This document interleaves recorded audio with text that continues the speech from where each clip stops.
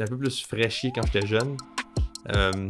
Puis ça, je le voyais pas pantoute, là. Dans ma tête, j'étais pas frais. Puis des fois, Marielle, elle me le disait, là. Tu sais, elle dit, ah, des fois, t'es un petit peu cocky, pis ça. J'étais comme, non, c'est pas vrai, je suis pas cocky.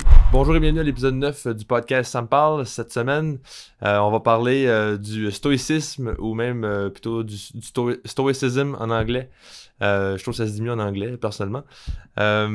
On va parler aussi de la caisse populaire, unie, le problème de banque, mais j'en parlerai pas en détail, puis j'en parlerai pas pour chialer, justement, je vais parler un peu du chialage, puis comment ça se relie aussi au stoïcisme. On va parler aussi du instant gratification, puis pourquoi c'est important de faire attention à ça, puis pourquoi c'est important de faire attention à la gratification instantanée. Je sais pas si c'est la bonne traduction, mais bon, on va en parler. Avant de commencer l'épisode, j'aimerais juste remercier la bibliothèque Monseigneur Plourde de Saint-François qui, encore une fois, m'accueille dans ses locaux pour me permettre de faire mon podcast. La semaine passée aussi, là, ils m'ont accueilli là, pour l'épisode avec Jean-Simon, qui est un très bel épisode selon moi. Ça a super bien été. C'est la première fois que je faisais un épisode avec 3 angles de caméra différents. Ça paraît pas grand chose, là, mais une caméra de plus, c'est de la gestion de plus pas mal. Puis avec 2 micros aussi, ça c'est différent aussi. Bref, je pense que ça a super bien été. Il y a eu quelques petites erreurs dans mon podcast, là, en termes de montage et tout ça, mais je pense que ça a quand même bien été. J'aime bien le produit final, puis je suis content d'avoir fait ça avec un invité. En plus, tu sais, que je connaissais pas nécessairement. C'est la première fois que je faisais ça. C'est vraiment un peu plus déstabilisant, tu sais, qu'avec quelqu'un que tu connais. Malgré que j'ai trouvé que Jean-Simon était très ouvert puis très accueillant comme personne, fait que ça a été assez facile de jaser avec lui. Très intéressant aussi les sujets qu'on a abordés, fait que ça c'est sûr que ça facilite la conversation. Fait que merci à Jean-Simon encore une fois d'avoir participé, puis je vous invite vous qui écoutez, je vous invite à m'écrire sur Facebook ou même à laisser un commentaire si vous voulez participer au podcast. Si c'est des sujets qui vous intéressent, là, le développement personnel, la business, comment s'améliorer en tant que personne ou même l'activité physique aussi, qui est un sujet qu'on va aborder peut-être un peu plus dans le futur aussi. Mais n'hésitez pas à m'envoyer un message. Fait que voilà.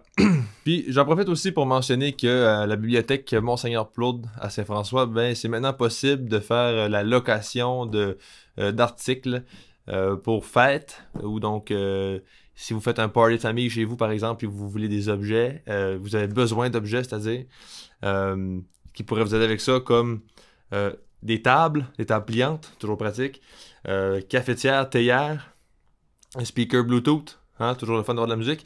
Des jeux aussi, comme un jeu de washer. Puis aussi une machine pour gonfler des ballons. Ça, c'est toujours pratique pour un party de famille. Fait que si vous avez besoin de ça, puis par exemple, il vous manque quelques tables, ben n'hésitez pas à contacter la bibliothèque Monseigneur Plourde de Saint-François. C'est maintenant quelque chose qui se offre. Donc voilà, merci encore à la bibliothèque publique Monseigneur Plourde de Saint-François. Et finalement, ben, j'aimerais aussi juste, avant de tomber plus dans le vif du sujet, là, remercier Production Sommet, qui est le sponsor officiel de l'épisode, du podcast plutôt. Production Sommet, qui est une entreprise de production vidéo pour entreprises. Pour entrer dans le vif du sujet, on va parler de stoïcisme, un sujet qu'on a déjà abordé rapidement avec Vincent dans le 2e épisode. Puis je vais juste approfondir un petit peu. Puis là, prenez note que c'est ma définition de ce que j'en comprends, puis de ce que moi j'applique dans mon quotidien. C'est beaucoup plus détaillé que ça. C'est une philosophie à part entière. Fait que c'est pas quelque chose que je me sentirais apte à expliquer de fond en comble.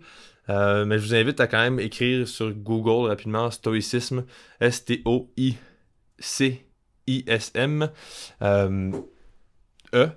Mais stoicism, ça c'est sans le E, c'est en anglais. Mais je vous invite à faire vos recherches un petit peu, puis regarder un peu l'histoire de ça, c'est vraiment intéressant. Puis en tout cas, moi, quand j'ai tombé là-dessus, ça m'a vraiment rejoint. Puis c'est quelque chose qui a accroché vraiment avec ma façon de penser, mes valeurs, tout ça. Puis je pense que ça peut aider beaucoup de monde. En fait, cette philosophie-là, je pense, peut aider beaucoup de monde. Il y a beaucoup de monde qui applique pas assez ces principes-là selon moi, puis je pense qu'en le faisant, ben, ça nous permet de vivre une meilleure vie. En gros, moi, ce que je retiens de ça beaucoup, c'est que Puis on l'entend souvent, ça aussi, là. C'est qu'on ne devrait pas trop mettre d'énergie dans ce qu'on peut pas contrôler. Hein? On devrait mettre d'énergie dans ce qu'on peut contrôler plutôt que de la mettre dans ce qu'on peut pas contrôler. Je vais vous donner l'exemple la plus banale, puis la plus répandue peut-être, là. C'est la météo, la pluie, le beau temps. On entend souvent, hey, c'est pas drôle. Comme par exemple cet été, là, c'est fou, là, cet été, il mouille beaucoup, c'est très humide. On n'a pas nécessairement des belles températures pour les activités d'été. C'est-à-dire se baigner, juste être dehors en général, les festivals, des choses comme ça. Fait qu'on n'a pas nécessairement les plus belles températures cette année. Mais on entend beaucoup de monde chialer de ça. Hein? C'est littéralement. Puis tu sais, c'est pas juste des affirmations, c'est pas juste genre ah, coudonc, cette année, il mouille beaucoup, tu sais, ça pourrait être fait, mais c'est pas ça qu'on voit souvent. On est comme, oh, vous voulez qu'on a de la misère avec ça, ça n'a pas de bon sens. Puis c'est vraiment fait dit avec un ton négatif, puis une intonation de. Comme on se victimise un petit peu, tu sais, on n'est pas chanceux, puis on fait pitié, tu sais. Puis ça, ben, c'est un peu le contraire du stoïcisme. Du stoïcisme. J'ai essayé de dire ce mot en français, je sais pas pourquoi. OK. Ben en fait, ce que ça dit, là, justement, le stoïcisme, c'est qu'on devrait s'en foutre, tu sais.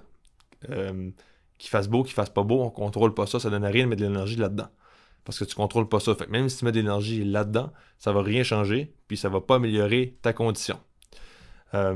Puis ça, je trouve que ça fait bien du sens, c'est très logique. C'est comme si on voit l'énergie en ressource, tu sais, on peut avoir de l'argent qui est une ressource ou le temps qui est une ressource, mais l'énergie aussi, c'est une ressource qu'on détient, qu'on possède. Si je décide de mettre mon énergie dans quelque chose, puis là, quand je dis énergie, c'est-à-dire dire des mots, puis accorder des pensées à ça, par rapport au fait que justement, il mouille, ben, c'est de l'énergie un peu gaspillée. Tu sais, je pourrais mettre cette énergie-là ailleurs, dans quelque chose qui me servirait un peu plus au long terme. Puis là, ça a l'air vraiment méticuleux, puis ça a l'air vraiment têteux un peu, pour dire ça en bon français. Ça a l'air têteux comme comportement. C'est comme, ben là, j'ai bien le droit de dire que, tu sais, il fait pas beau. C'est vrai que c'est plate quand il fait pas beau, là. Pourquoi je pourrais pas dire, tu sais, calé il mouille aujourd'hui, c'est vraiment tannant, ça me donne pas une belle émotion. C'est quoi le problème à juste l'exprimer, tu sais? Ben, le problème, c'est que justement, tu perds de l'énergie qui pourrait être mise ailleurs. Fait que cette énergie-là, tu pourrais l'utiliser pour te dire ben écoute, justement, il mouille, mais il n'y a rien que je peux faire pour ça. Je vais me concentrer, puis je vais mettre de l'énergie dans ce que je peux contrôler. Bon, mettons, j'avais quelque chose de prévu avec mes chums. On était censé faire un feu dehors, puis là, il se met à mouiller, puis on pourra pas faire de feu dehors parce qu'il mouille vraiment à varse. Fait que qu'est-ce que je peux faire à la place? C'est trouver une solution. Fait que à la place de mettre mon énergie dans chialer, puis juste canceller, puis chialer qui mouille, puis rester comme ça, ben je pourrais mettre une énergie pour trouver une solution ou trouver une alternative. Ben j'invite tous les gars, on va aller à une autre place, puis on va aller dedans, puis on va jouer à des jeux de société, par exemple, qui est une option, une autre option, tu sais, qui existe. Fait que là, j'ai pris mon énergie, puis je l'ai mis dans autre chose. Sinon, je peux toujours accepter le fait qu'il mouille, qu'il n'y a rien que je peux faire, puis que mettons que les alternatives me plaisent pas, qu'il n'y a rien que je peux remplacer. Je peux pas remplacer l'activité qui était prévue par autre chose qui me plaît, ben là, je vais juste accepter de faire mon deuil plus vite, puis je vais juste pas chialer, je vais dire, ok, bon, ben, ça sera pas pour cette fois-ci, ça va être pour une autre fois. Qu'est-ce que tu veux que je te dise, il n'y a rien que je peux faire. Je prends une journée pour me reposer à la place, puis je fais autre chose de plus productif, ou je fais juste lire, ou, tu sais, je trouve d'autres activités, puis je verrai pas mes chums aujourd'hui. Tu sais, il n'y a pas de problème avec ça, là. C'est juste que des fois, on a de la misère à faire notre deuil, je pense. Puis c'est important aussi que quand je parle de ça, je prétends pas maîtriser cette philosophie-là à 100%. Évidemment que la réaction initiale que j'ai personnellement quand il arrive quelque chose comme ça, mettons justement, j'ai un événement qui a l'air vraiment, qui me plaît, qui s'en vient, puis que là, il mouille, puis là, c'est annulé, ben c'est sûr que le premier réflexe, c'est de faire comme, ben voyons, c'est plate, puis faut tout le temps qu'il mouille quand c'est pas le temps, puis non, c'est ça le premier réflexe qu'on a, tu sais. En tout cas, personnellement. Mais j'essaie le plus possible de juste dire, ok, bon, ça c'est plate, je fais mon deuil, je vais essayer de trouver autre chose, je vais essayer de passer à d'autres choses, tu sais, move on, il n'y a rien que je peux faire, fait que ça finit là, tu sais. Mais mon point, c'est que je prétends pas être parfait là-dedans. Je vais juste présenter un peu ce qui est la théorie, puis vous en faites ce que vous en voulez. Puis ça, ben, ça se relie quand même bien avec la situation actuelle de Uni, la compagnie de gestion financière, la coopérative financière c'est-à-dire Uni qui a fait une transition qui était affiliée avec la compagnie Desjardins au Québec, puis que là a fait la transition vers, je vais dire, une gestion indépendante, on va dire ça comme ça. Dans le fond, ils se sont comme détachés de la compagnie Desjardins pour pouvoir avoir leur propre site internet, leur propre application et autres. Là, on rentre dans les détails que je ne suis pas nécessairement au courant, mais grosso modo, c'est ce qu'ils ont voulu faire. Puis là, ils ont fait la transition, je pense que ça fait 2 semaines. Le 10 juillet, je pense. Là, on est le 21, fait que ça fait presque 2 semaines. Et ça se passe pas super bien. Bon, bref, je pense que tout le monde est au courant. Si vous écoutez ce podcast-là, probablement que vous êtes au courant de ça. Puis là, ben, il y a beaucoup de monde qui chiale parce que parce qu'il y a beaucoup de problèmes. Il y a des gens qui n'ont pas eu leur paye à temps. Ça, c'est quand même un bon problème. Si tu manques d'argent, puis à chaque jeudi, quand ta paye rentre, tu as vraiment besoin de cet argent-là, puis que là, ça rentre pas, c'est un problème parce que tu as travaillé pour. Ça devrait rentrer dans ton compte. C'est juste la moindre des choses. Puis ça, je blâme pas les gens d'être frustrés par rapport à ça. Il y a beaucoup de gens qui chiolent quand même. Parce que, tu sais, il n'y a rien vraiment qu'on peut faire. Parce qu'on n'est pas les propriétaires de cette compagnie-là. On n'est pas. On n'est pas.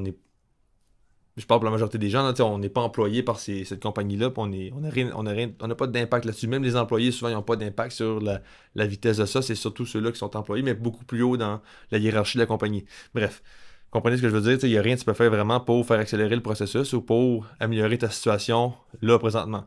Bon, il y a des gens qui ont changé de banque, mais ça, c'est une autre option. Ça, c'est correct, tu peux l'apprendre ou tu peux attendre. C'est un peu comme ça, les deux options qu'il y a présentement. Mais mon point, c'est que ça donne rien de chialer, tu sais. Parce qu'on entend beaucoup ça, on entend beaucoup de hey, ça n'a pas de bon sens, c'est long, ils étaient pas prêts, pourquoi est-ce qu'ils font pas ça de même, pourquoi est-ce qu'ils ont fait ci, pourquoi est-ce qu'ils ont fait ça, gang de ci, gang de ça, puis là, ça va jusqu'à ça va jusqu'à attaquer la compagnie. Ça, je vois pas qu'est-ce que ça donne d'insulter quelqu'un, tu sais, pour ça. Puis tu sais, je vous dis pas que j'ai pas été frustré par ça, c'est très frustrant. C'est tannant un peu parce que tu es là, toi, tu fais tes affaires, tu reçois de multiples lettres par la poste, tu lis tes affaires, tu essaies de te mettre organisé, puis le jour où le transfert se fait, l'application fonctionne pas comme du monde, t'as pas accès à ta paye, tu peux pas payer ta carte de crédit, tu vois plus ta carte de crédit, il y a plein de problèmes de même. Fait que c'est frustrant parce que tu fais des efforts pour que tout se passe bien, puis ça se passe pas bien. Mais ça revient au même. Ça donne rien de chialer. Même si tu chialeras, ça va changer absolument rien. Comme il n'y a pas d'autre argument que ça, quand même que tu vas chialer, il n'y a rien qui va changer suite à ça. La seule chose que je vois que ça soulage, parce que tu sais, il y a une raison pour qu'on le fait. Il y a tout le temps une raison. Moi, la manière que je vois ça, c'est que si on fait quelque chose dans la vie, c'est qu'il y a une raison, tu sais.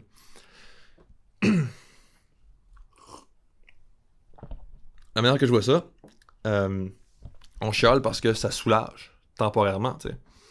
Ça nous donne un petit soulagement de c'est comme si ça enlève un peu de pression, tu sais. Quand on chiale, souvent on se sent un peu plus important, on se sent un peu plus comme si je sais pas, j'ai de la misère à expliquer un peu le comportement là, ou le sentiment, mais une chose est sûre, ça soulage, puis ça fait quand même du bien. Même si c'est pas nécessairement un bien super positif, là.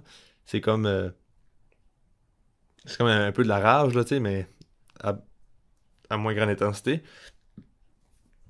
Fait que c'est ça. Fait que c'est pour ça que je pense que les gens chialent, c'est que ça soulage à court terme, mais c'est pas utile à long terme. Euh, Parce que s'il y avait aucun point positif à chialer, ben je pense que le monde le ferait pas. Tu sais, je pense que toutes les fois qu'on fait quelque chose, même si c'est pas bon pour nous autres à long terme, il y a souvent quelque chose qui va être bon à court terme. Tu sais, ça donne. On peut donner n'importe quel exemple comme ça, comme qui fait penser à ça, là, de quelque chose qui nous plaît sur le court terme, mais sur le long terme, ça nous nuit. Il y a plein d'affaires de même qu'on fait les humains. Comme whatever là, les drogues, l'alcool, le fast-food, la consommation sur TikTok, Instagram, des choses comme ça. Puis c'est ça, c'est un peu ça là où je veux aller après, c'est le instant gratification ou la satisfaction instantanée ou la gratification instantanée ou le plaisir instantané qui dure pas sur le long terme ou qui est... Bref, c'est là-dedans que je veux aller. Fait qu'il y a un bon lien, tu sais, entre justement chialer puis le instant gratification selon moi, qui est à éviter. Ça, on va y revenir.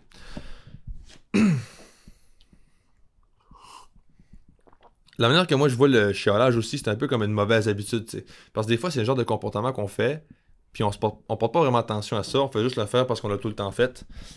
Puis à un moment donné, je pense que tu as le droit de te dire ah écoute, je chiole, moi dans la vie, il faudrait que j'arrête ça. Mais je trouve que j'ai l'impression que on n'a pas tendance à faire ça, on n'a pas tendance à se dire ah c'est vrai, moi je suis quelqu'un qui chiale, il faudrait que j'arrête. On dirait souvent, on est comme ben c'est correct de chialer. Tu sais, on se dit c'est correct de chialer une fois de temps en temps. Ça, on entend souvent ça, c'est comme ben, tu sais, à un moment donné, je te comprends de chialer de ça, tu sais, je te comprends, je te comprends. C'est comme si c'était un peu valorisé même dans notre culture. C'est un peu comme tu sais, là, tout de suite, dans mon podcast, je dis que c'est pas correct de chialer, puis j'ai l'impression qu'il y a des gens qui pourraient écouter ça puis se dire comme, oh, t'es un peu extrême, là, tu sais. Dans le sens que c'est correct de chialer, une fois de temps en temps, quand c'est trop intense. Mais je suis quand même pas d'accord parce que ça amène quand même rien de bon, tu sais. Bref, fait que c'est comme une mauvaise habitude qu'on a. Puis je pense qu'en le voyant comme une mauvaise habitude, en tout cas, moi, personnellement, ça m'a aidé à pouvoir dire, OK, ça se change. C'est comme justement le fast-food. C'est comme, je sais pas, la liqueur, qui est une habitude de vie que j'ai réussi à éradiquer de ma vie. Puis quand je parle de liqueur, je parle de soda, peu importe comment tu l'appelles, là, t'appelles ça. Euh, Comme Pepsi, Coca-Cola, whatever, là. Les boissons gazeuses, voilà. Ça, j'ai réussi à enlever ça de mon alimentation complètement à 99% parce que ça arrive une fois de temps en temps que je vais boire une petite root beer parce que c'est bon. C'est bon en maudit le root beer. J'allais dire autre chose. Un gros fan de root beer quand même. Mais c'est ça. Ça fait une couple d'années que j'en ai pas bu. Fait que ça, c'est une habitude de vie que tu peux enlever, que tu peux changer avec du travail, puis de la détermination, puis de la discipline. Mais chialer, c'est un peu le même principe. Puis ça, ben moi, j'ai pas réussi à enlever ça encore aujourd'hui, mais je pense que ça devrait avec le temps. Le problème, ben, un des problèmes qui se pose à ça, c'est que là, la culture, comme je disais tantôt, la culture est très forte au niveau du chiolage. Surtout, j'ai l'impression, dans le nord-ouest du Nouveau-Brunswick. Si je compare à Québec, là où j'ai vécu 5 ans, c'est peut-être juste aussi le cercle dans lequel j'étais à Québec qui est différent. Là, c'est peut-être pas la région, tu sais, ça c'est mon vécu, c'est pas. J'essaie de pas généraliser à toute la ville ou les deux villes, là. Mais mettons, quand j'étais à Québec puis quand j'étais à Edmundston, il y a une différence dans la culture. C'est-à-dire qu'à Edmundston, ben, on est un peu plus chialeux, puis un peu plus revendicateur. Puis j'ai l'impression on a l'impression d'être plus. On apporte plus de pouvoir à notre liberté d'expression, dans le sens on veut absolument revendiquer tout ce qui nous plaît pas, tu sais. Mais ça, on le fait en chialant plutôt que d'apporter des idées puis des solutions potentielles. Euh, Puis tu sais, des fois, ça peut arriver qu'on va chialer, puis pendant qu'on chiale, on apporte des solutions potentielles, mais c'est la façon dont c'est fait aussi, c'est très négatif. C'est très comme, ah, mais ça n'a pas de bon sens, ils savent pas qu'est-ce qu'ils font, puis tu sais, on devrait faire ça à la place. Tu sais, oui, là, tu shootes une solution, mais tu la shootes un peu comme en attaque, là. Genre, moi, je sais plus ce que c'est fait que l'ingénieur qui a travaillé, whatever. Là, je rentre dans un exemple que j'ai pas mis en contexte, là, mais je pense que vous comprenez ce que je veux dire. Souvent, à la place de juste donner une solution, réfléchis, dans le sens, pourquoi on ferait pas. Qu'est-ce qui fait en sorte qu'on peut pas faire telle solution? Ben, ça va être plus comme, hey, ils savent pas qu'est-ce qu'ils font, non, non, c'est du chiolage, puis c'est négatif. Euh, voilà, fait que c'est là la nuance, je pense. C'est ça. Tout ça pour dire que c'est une mauvaise habitude, puis que ça change. Fait que quand tu réalises que ça change, ben là, tu deviens un peu plus. Tu développes comme. Ou tu débloques un pouvoir que tu n'avais pas juste avant, le pouvoir de changer. Parce que tant que tu admets pas qu'il y a un problème puis qu'il y a quelque chose à changer, ben tu peux pas le changer parce que tu l'admets pas. T'sais. Fait que là, tu l'admets, puis après ça, ben, tu peux le changer. Selon moi. Euh, donc, si vous êtes quelqu'un qui chiale, je vous invite à regarder. Ou si vous êtes quelqu'un, si vous êtes quelqu'un, si vous êtes quelqu'un, là, n'hésitez pas à chialer. Non, c'est exact. C'est pas ça que je veux dire pantoute. Euh, si vous êtes à l'écoute présentement, posez-vous la question, est-ce que je suis quelqu'un qui chiale? Puis soyez honnête avec vous-même, tu sais, parce que des fois on a tendance à dire comme je suis quelqu'un qui chiale. Non, on chiale pas tant que ça, moi je chiale pas tant que ça. En tout cas, moi je faisais ça beaucoup, là. On dirait que je me mentais à moi-même, là. Donner un exemple, là, j'étais un peu plus fraîchier quand j'étais jeune. Euh, Puis ça, je le voyais pas en tout, là. Dans ma tête, j'étais pas frais. Puis des fois, Marielle, elle me le disait, là. Tu sais, elle dit, ah, des fois, t'es un petit peu coquille, pis ça. J'étais comme, non, c'est pas vrai, je suis pas coquille. Euh, Puis là, une fois, j'ai écouté une vidéo YouTube de moi quand j'avais genre 18 ans. Puis j'étais comme, ok, ouais, j'étais un petit peu coquille. Puis encore aujourd'hui, des fois, j'ai tendance à dire des affaires, puis j'étais un petit peu coquille, là, puis c'est pas évident. J'essaie de le voir, puis on dirait que c'est comme tu vois pas tout le temps ça, là. En tout cas, bref, je rentrerai pas là-dedans. Mon point, c'est que si tu te poses la question, si tu chiales, faut que tu sois honnête avec toi-même. Faut pas que tu te dises juste directement dans ah non, non, je chiale pas, j'ai pas tendance à chialer, j'ai pas cette habitude-là. Tu sais, pose-toi vraiment la question, essaie de te remémorer des situations où il y arrivé quelque chose de moins positif, puis regarde si, tu sais, essaie de te souvenir si tu as chialé ou pas. C'est sûr qu'il faudrait peut-être, bon point, je sais pas penser à ça, il faudrait peut-être définir chialer. Euh, Parce que chialer, je suis pas sûr que c'est un vrai mot. Hein? Je suis pas sûr que c'est un mot français. Je pense que c'est un mot très braillant ou québécois. Euh, Chialer, je dirais que ça serait juste de hey boy, c'est pas évident à définir. Je pense que c'est un mot qui est très utilisé, puis tout le monde semble connaître un peu ce que ça veut dire, mais à définir, c'est pas super évident. Euh, je viens de faire une petite erreur. Fait que là, je suis en train de parler de chialer, mais j'ai pas défini le mot. Fait que je m'excuse pour ça. Je vais définir le mot pour les prochaines fois. Euh, je viens d'apprendre quelque chose, là. Faut que je définisse les mots avant d'en parler. Ok, bon. Mais là, je pourrais pas le définir là parce qu'il faut que j'y réfléchisse, il faut que je fasse mes recherches, il faut que je regarde sur Internet ce que ça veut dire aussi. Mais selon moi, c'est juste quand t'apportes que du négatif pour te soulager temporairement. Ça, je pense, c'est une définition plus large qui s'applique quand même. C'est quand tu t'acharnes sur une situation négative euh, de façon négative sans nécessairement apporter une certaine productivité. On va dire ça comme ça. Mais il faudrait que je vérifie sur Internet. Euh, Là où j'en étais, avant que je change de champ de pensée, là, j'allais pour parler de le instant gratification. Puis pourquoi c'est à éviter. Fait que, comme je disais tantôt, je parlais que le instant gratification, c'est à éviter. C'est pas quelque chose, c'est pas un comportement, ou c'est pas plutôt un comportement, mais c'est pas... c'est quoi, c'est pas un comportement, c'est une... Le instant gratification, c'est apporté par des activités qui vont apporter du plaisir sur le court terme. Ça, ces choses-là sont, selon moi, à éviter en règle générale. Je vais donner des... Fait que là, c'est ça, on va commencer par définir qu'est-ce que le instant gratification, puis après ça, on va pouvoir en parler. Vous voyez, on apprend des erreurs, puis après ça, on applique les changements. OK. Fait que le instant gratification, c'est justement, comme je viens d'expliquer rapidement, là, c'est selon moi une activité.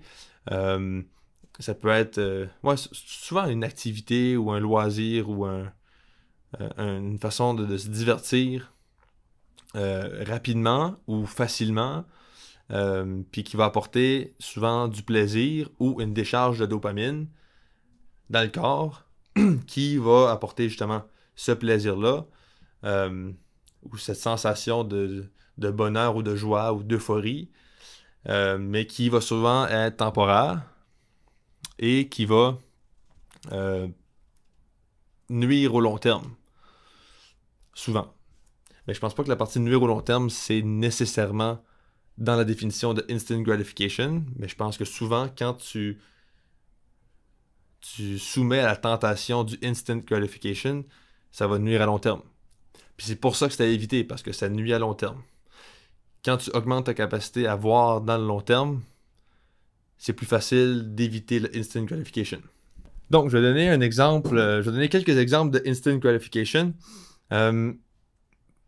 Premièrement, un classique, TikTok, Instagram Reels, YouTube Shorts, les choses comme ça, le divertissement rapide. Ça, c'est un exemple c'est un bon exemple selon moi, puis je pense que parce que justement, c'est ça, ça donne beaucoup de... Tu sais, il y a beaucoup de dopamine, parce qu'à chaque fois que tu scrolls, ben, il y a un petit pic de dopamine qui se crée, il y a un petit suspense, puis c'est très addictant, justement à cause de cette dopamine-là, selon moi. Là, j'ai pas toute la neuro chimie d'élaborer. Je connais pas tout le principe scientifique de ça, là, mais je sais que la dopamine a un grand rôle à jouer là-dedans. Puis après ça, on a d'autres exemples, comme le sucre et le gras dans la nourriture, le sel, des choses comme ça. Fait que tu sais, souvent, tout ce qui goûte bon, ça va donner instant gratification. C'est pour ça souvent que la bouffe qui est considérée comme la malbouffe, ben c'est super bon parce que c'est juste fait pour être bon puis pour vendre plus. Mais souvent, c'est pas bon pour le long terme. Si on pense à n'importe quoi, là, du fast-food, des chips, des biscuits, de la liqueur, justement, ben, ça, c'est tout extrêmement bon. Ça goûte super sucré ou gras ou salé. Euh, Puis sur le moment, c'est super trippant de manger un Big Mac, là, tu sais. C'est juste... C'est bon, un Big Mac, là, on se mentira pas, tu sais. Euh, mais si tu manges des Big Mac, ben, c'est pas bon pour ta santé au long terme. Bon, fait que ça, c'est l'exemple classique, selon moi, là. Euh, c'est très clair, justement, avec le fast-food, cet exemple-là, alors que, mettons, TikTok, les Reels, là, c'est assez récent comme phénomène, fait que c'est moins clair, puis on connaît moins un petit peu le principe, pas le principe, mais les conséquences de ça. Euh, Moi, personnellement, je pense que c'est très nocif pour la santé mentale, cognitive. Mais ça, c'est mon opinion, là. Encore là, on va attendre de voir ce que les experts vont dire dans 10-15 ans. Euh, Ensuite de ça, ben, en tout cas, bref, il y a d'autres exemples comme ça. Mais je pense que le chialage, ça rentre là-dedans, comme j'expliquais un peu tantôt. Je pense que c'est, sur le coup, ça fait du bien, mais sur le long terme, ça fait juste te mettre dans un environnement négatif et très peu productif parce que tu n'apportes rien de bon nécessairement avec ton chialage. Si de quoi, tu fais juste nuire à l'environnement pour les autres, puis les autres autour de toi ont moins envie de passer du temps avec toi parce que tu passes ton temps à chialer. Hein, c'est tout le temps quelqu'un qui chiale tout le temps.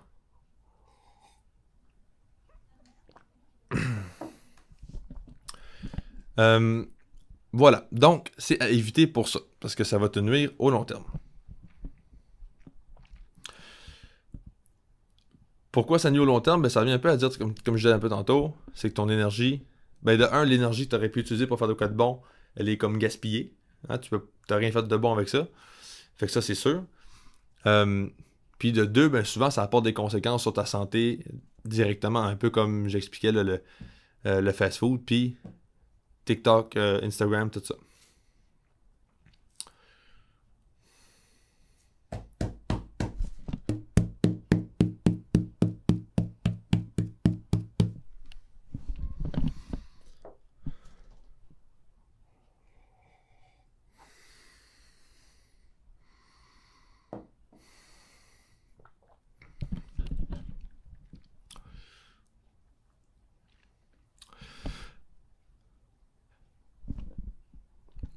Par rapport à ça, ben moi j'ai une certaine théorie aussi qui je pense s'applique bien en général.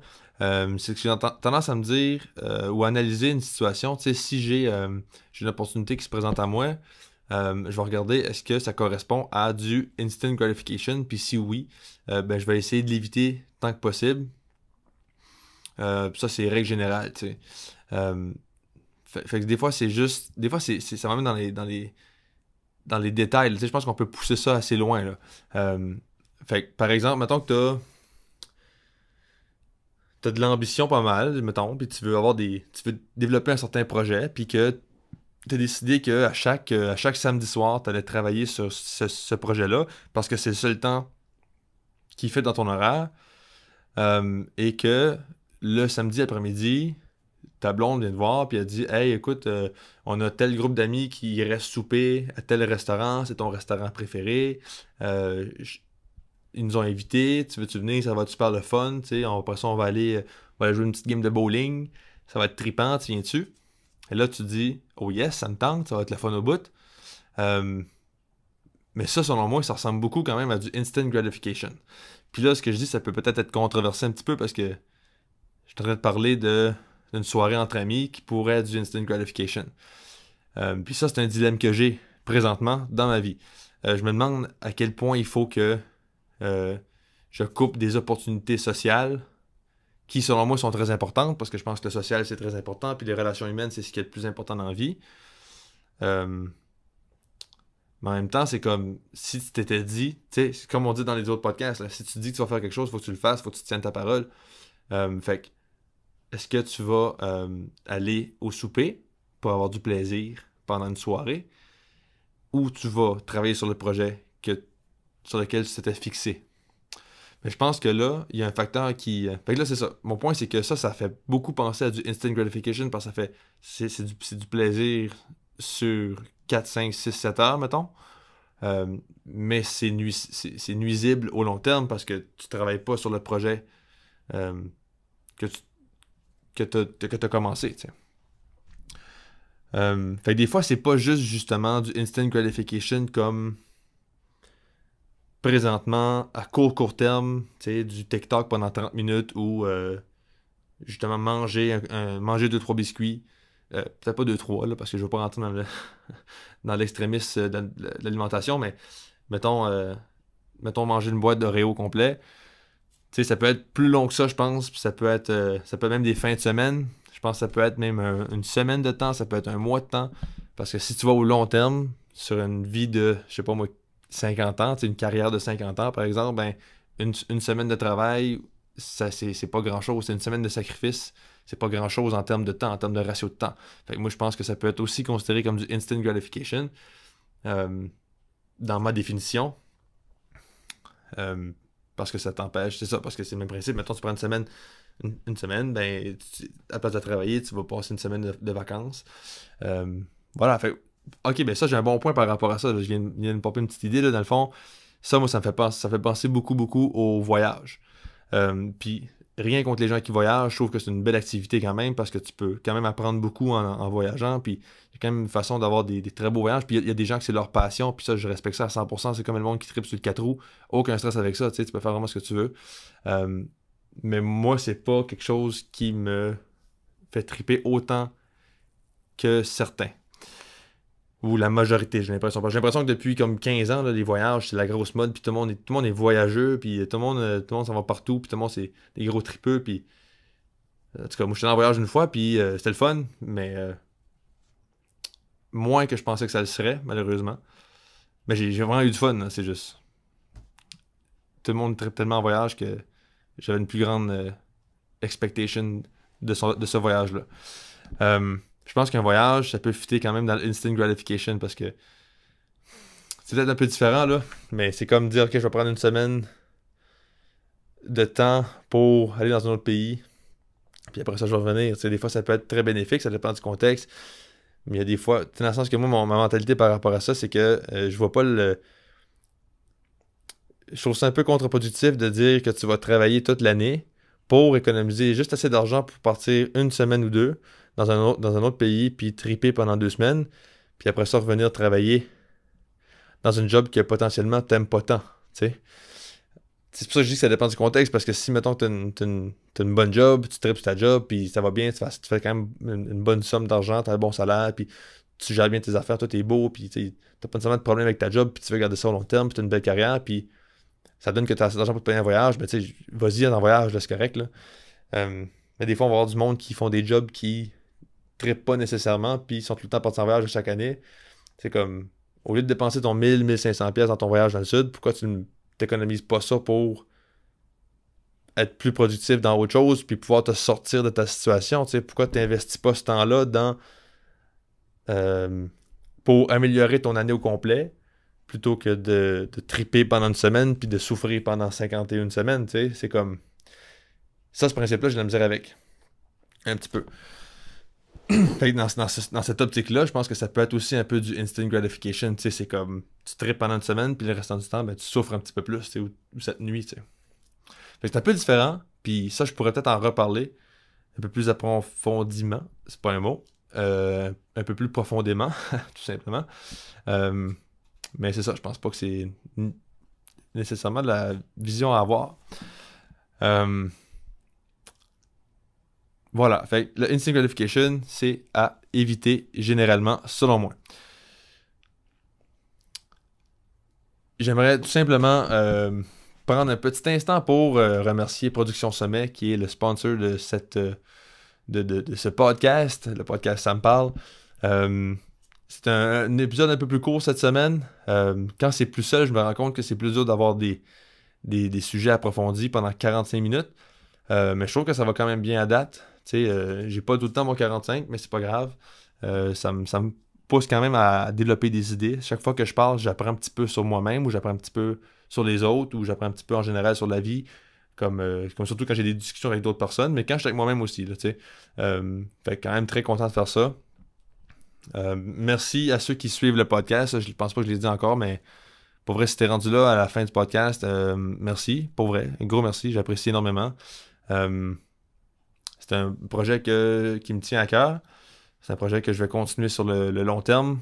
Je n'irai pas vraiment faire genre 100 épisodes là, en masse. Là, là je suis à presque 10. Le 10e s'en vient la semaine prochaine. Ça va être un milestone. Je rappelle que mon objectif est de me rendre à 21 épisodes.